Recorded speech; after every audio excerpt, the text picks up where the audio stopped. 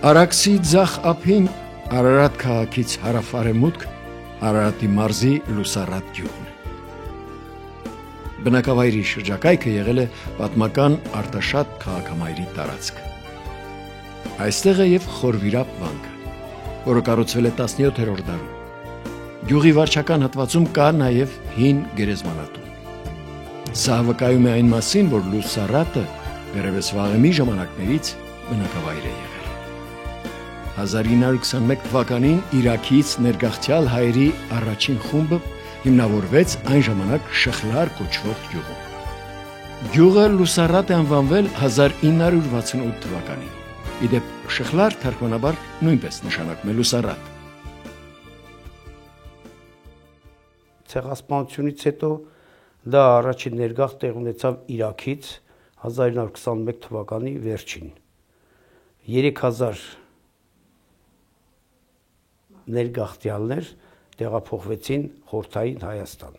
որոնց մեջ էին նաև իմ պապերը։ 15 ընտանիքներ իրենց բնակությունը հաստատեցին այս գյուղում, որտեղ ապրում էին այդ ժամանակ ազգային փոքրամասնություններ, հիմնականում քրդեր եւ ադրբեջանցիներ։ Գյուղում բնակություն հաստատեցին նաև 46 թվականի Սիրիայից եւ Պարսկաստանից հայրենադարձներ, սկսեցին կամաց գյուղից ազգային փոքրամասնությունները գնալ, օրինակ ադրբեջանցիները սկսեցին շարժվել դեպի Ադրբեջան, դա տեղ ունեցավ կարելի ասել 60-ական թվականներին, 70-ական թվականին, իսկ բնականաբար ամենամեծ հոսքը սկսվեց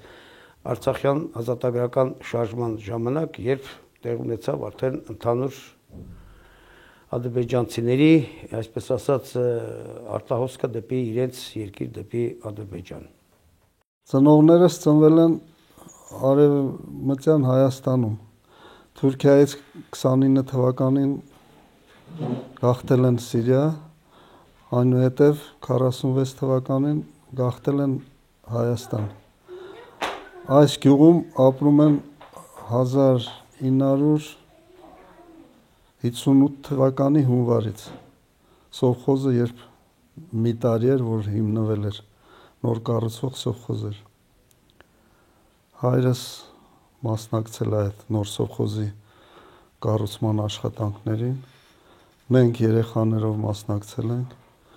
նոր այգիներ են հիմնվել, այդ նոր հիմնվելու ժամանակ սովխոզի, որից հետո հիմնականում սովխոզը դարձել է մեծ խաղողագործական տնտեսություն։ 1950-ականների վերջերին կոլտնտեսությունը առանձնանալով փոքր վերի գյուղի կոլտնտեսությունից վերափոխվում է պետական տնտեսության ու անվանվում է Դվինի պետական տնտեսություն։ Գյուղը բնակչությամբ առավելացավ առանձնապես 1966-ին, երբ այստեղ հաստատվեցին ներգաղթյալ հայ ընտանիքներ Սիրիայից։ 1968-ին նաև Պարսկաստանից եկան։ Այդ տարիներին արդեն Լուսառատում վերաբնակության եկան հանրապետության տարբեր տարածաշրջաններից, Սևանի տարածաշրջանից, Շիրակի դաշտավայրից, Սիսյանից ու այլ վայրերից։ Լուսառատը առաջիններից էր հանրապետությունում, որ սկսեց զբաղվել խաղողագործությամբ։ Ու Լուսառատի անունը որպես խաղողի արտադրության առաջատար, խաղողագործական լավագույն սովխոզ իր ցուցանիշների շնորհիվ արդեն 70-ականներին իր տեղն ուներ Մոսկվայի ժողտնտեսության նվաճումների ցուցահանդեսում։ 64-65 թվականներին կառուցվել է բազմահարկ 5 հատ 24 բնակարանոց տներ։ Դրանից հետո կառուցվել է 14 հատ պանելային նորից բազմաբնակարան տներ։ Իսկ 78 թվականից սկսած մոտ 150 ընտանիքի համար, այդ թվում եւ մեր ընտանիքի համար, կառուցվել են նոր ինքնատիպ առանձնատներ։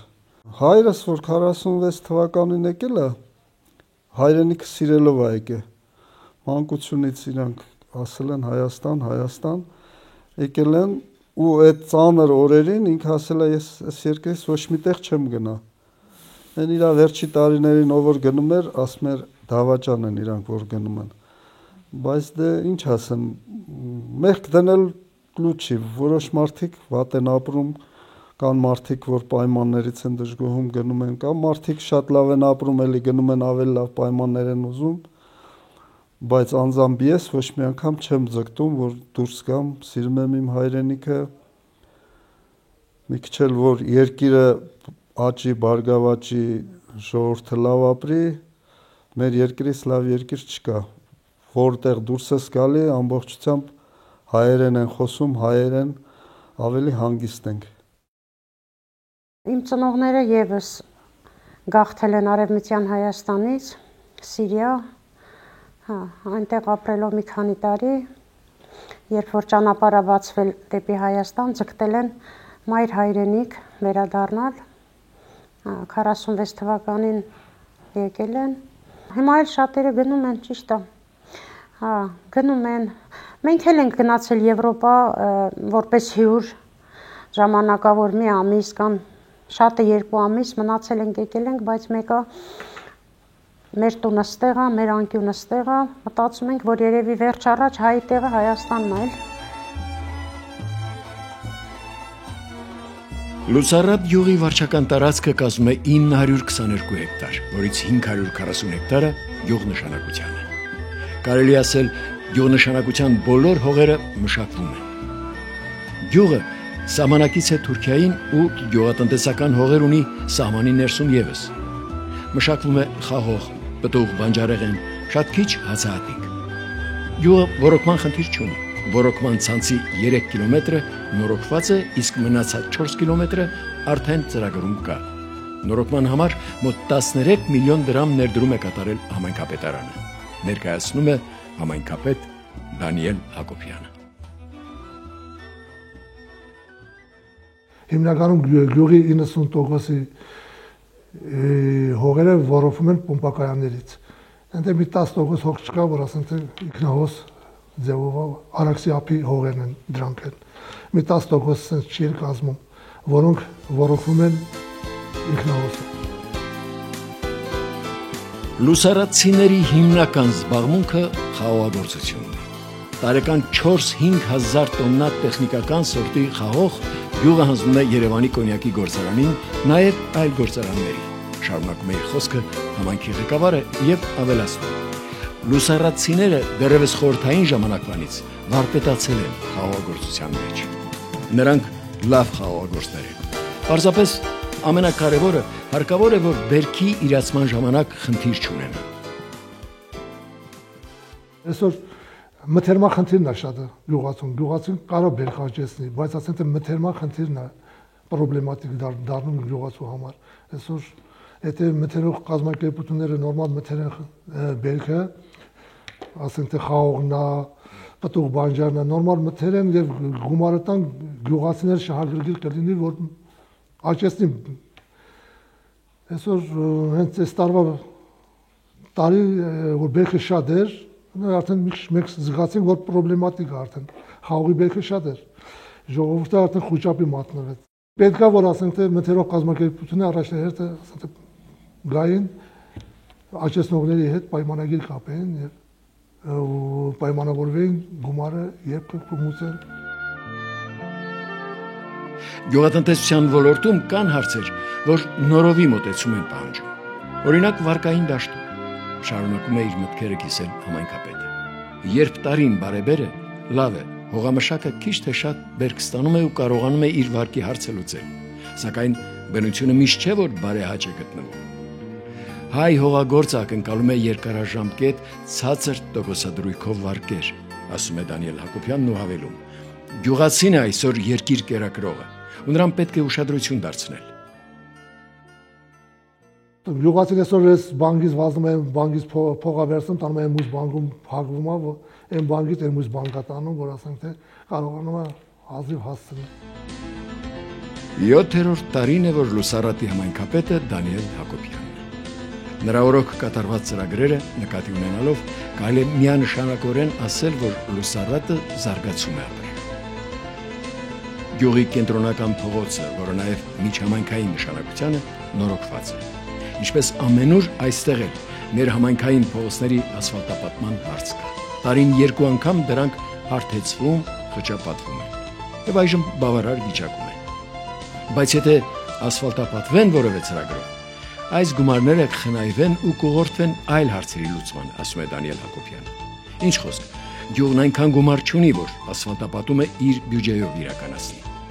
Երբեմն էլ խճապատման աշխատանքները կատարվում են համայնքի բնակիչների ուժերով, որ ծախսը քիչ լինի, ասում է Դանիել Հակոբյանը, որովհետև կարևոր այլ ծախսեր էլ կան։ Գյուղն ունի մանկապարտեզ, ուր 90 երեխա է հաճախում։ Մանկապարտեզի շենքի տանիքը վերանորոգվել է ընթացիկ տարում համայնքի միջոցներով, մոտ 13 միլիոն դրամ է ծախսվել։ Մնում է ներքին հարդարման հարցը։ Եթե որևէ ծրագրով հնարավոր չլինի հարցը լուծել, դարձյալ համայնքն է անելու աստիճանաբար, տարեկան 1 սենյակ կկարողանանք նորոգել։ Ավելացնում է գյուղապետը վստահաբար։ Գյուղում կա գազաֆիկացման հարց։ Մի մաս աշխատանքները տարվել են 2007-ին, ուր նաև համայնքային միջոցներ են ներառվել։ Մնացածի համար կա նախագիծ նախահաշվարկ ու հաջորդ տարվա համար նաև խոստում։ Լուսարատում մոտ 80% փողոցներում կա գիշերային լուսավորություն։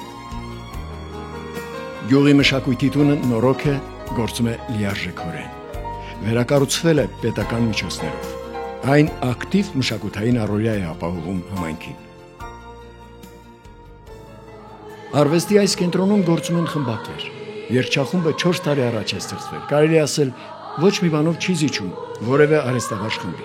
Սաները իրենց գեղեցիկ կատարումներով կհիացնեն ամենապահանջկոտ ունկնդրին անգամ։ Գյուղում հաճախակի են միջոցառումները ու երգչախումբը այդ օրը դառնում է օրվա զարդը։ Հպարտությամբ ասում է խմբավարը։ Նաև մարզային միջոցառումներն են մասնակցում։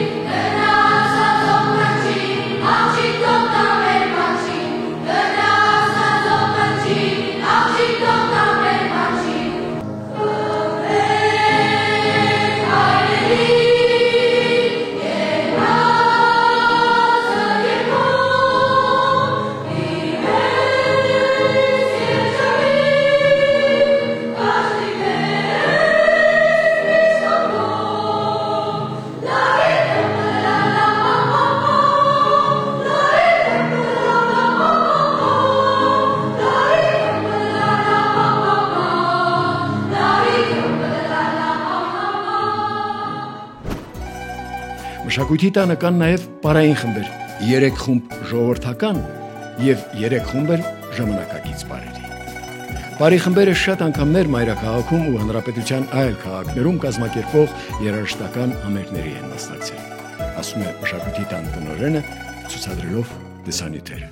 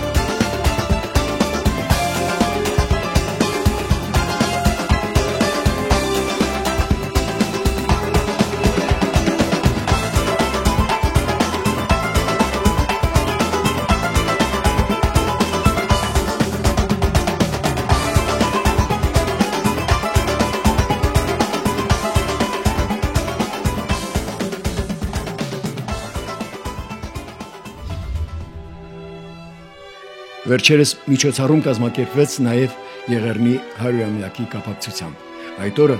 գյուղի կենտրոնում համայնքապետարանի միջոցներով բացվեց զոհերի հիշատակը հավերժացնող հուշարձան։ Միջոցառում կազմակերպվեց նաև Կոմիտասին նվիրված։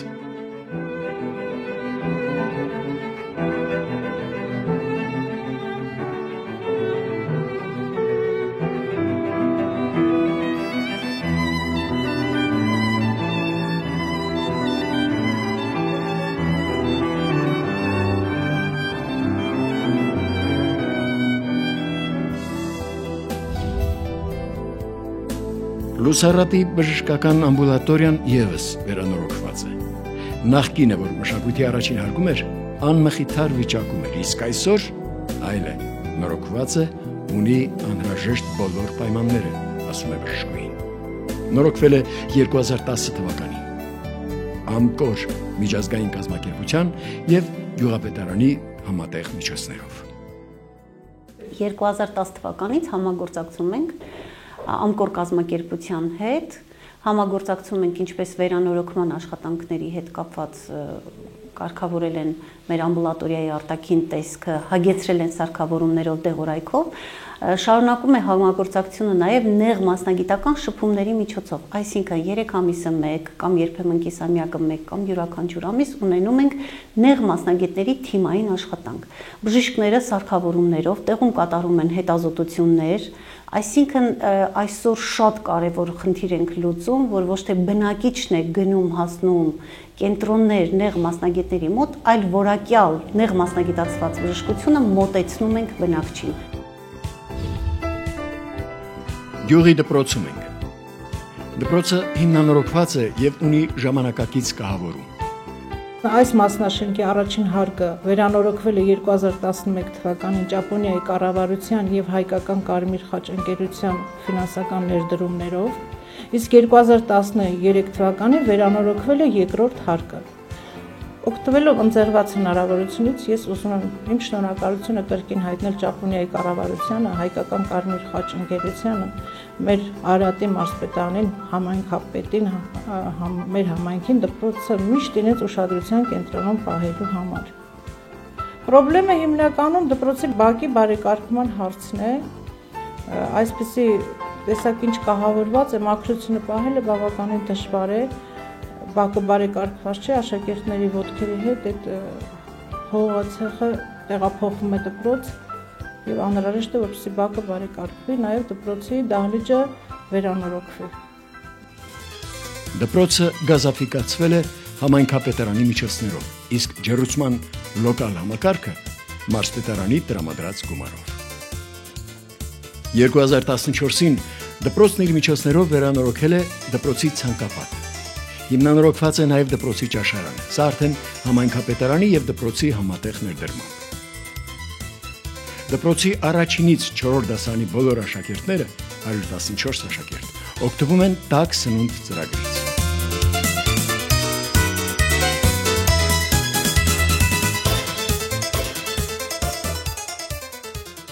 Ներկայիս աշակերտների քանակը 298 է։ Դպրոցում մինչև 570 աշակերտ է սովորել։ Այսօր նվազել է քանակը։ Սա եւ ծնելիության թվի նվազման հետևանք է, եւ արտահոսքի։ Ընթացիկ տարում 14 շրջանավարտ է ունենալու դպրոցը։ Առաջին դասարանում 28 աշակերտ է սովորել։ Այժմ, ինչպես հայտնի է, առաջադիմությունը բոլոր դպրոցներում, եթե համեմատենք խորհրդային դպրոցի հետ, անկում է ապրել։ Այնուհանդերձ Լուսարատի դպրոցում առաջադիմությունը հնարավոր է եղել պահել բավարար մակարդակի վրա։ Եվ մենք աշխատում ենք ամեն ինչ անել, որ այն վերընթաց ապրի։ Չէ՞ որ մեր երկրի ապագայի հիմքը հենց դպրոցում է գծվում։ Կնշանակի ամենամեծ պատասխանատվությունը մեր վրա է դրված, ասում է դպրոցի տնօրեն Վերգուշ Առաքելյան։